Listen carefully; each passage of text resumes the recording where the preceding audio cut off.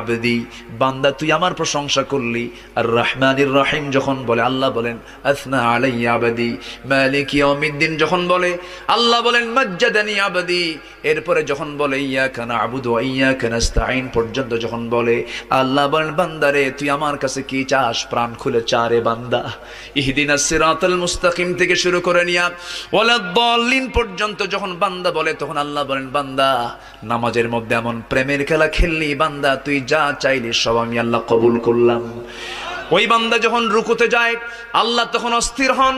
ওই বান্দা যখন সিজদায় যাওয়ার জন্য প্রস্তুতি নাই সমস্ত ফেরেশতাকে ডাক দিয়ে বলেন ও ফেরেশতারা, এই বান্দাগুলো আমাকে দেখলো না, রাসূলকে দেখলো না, কোরআনকে দেখে হাদিসকে বিশ্বাস করে আমাকে খুশি করার জন্য তার সবচেয়ে সম্মানজনক